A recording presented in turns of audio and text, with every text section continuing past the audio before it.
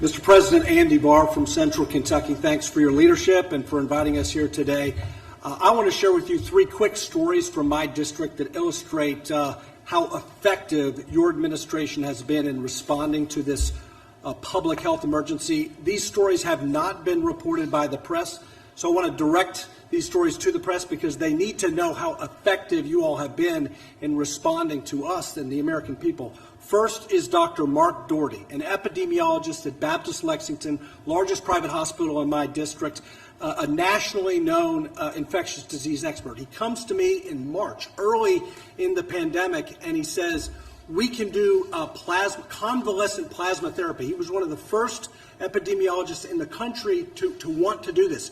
He went to your FDA, sir, and within 4 hours received approval to do convalescent plasma therapy, saved 2 lives on Sunday night. The approval was on Friday. Second, he comes to me and he says, we can save personal protective equipment if we use telemedicine within the hospital. The problem is we need approval from the federal government to do that.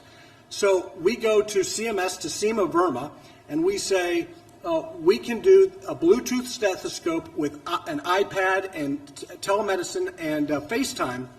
We don't have to send all of the healthcare workers into the negative pressure room. We can bring modern technology to the fight against COVID. We can protect healthcare workers, and we can conserve critical personal protective equipment. Within days, Seema Verma and her team at CMS responded favorably.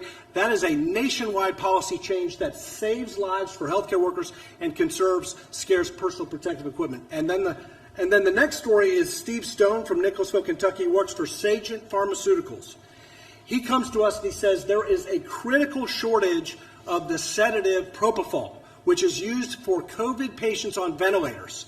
In New York, by the way, there was a shipment of a month worth of propofol that was held up by the government of Italy. So we got on the phone with Admiral Polacek on your team on Saturday morning. On Tuesday, he had talked to the State Department and had the Italian government release to New York life-saving propofol for intubated COVID patients in New York City, a month's supply.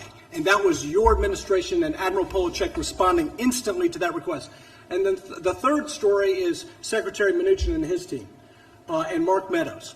We had a small business owner who was not approved in the first round of PPP because he bought the business after February 15th. But this is a 35-year-old business, a dozen employees, $60,000 a year jobs, a small business publication. We went to Mark Meadows, Secretary Mnuchin, his team, and within days, they changed the guidelines, frequently asked questions, new guidelines. We saved 12 jobs in Lexington, Kentucky because of your decisive action. So, Mr. President, thank you for the effective response to this pandemic and this crisis. Thank you. Thank you very much, Andy.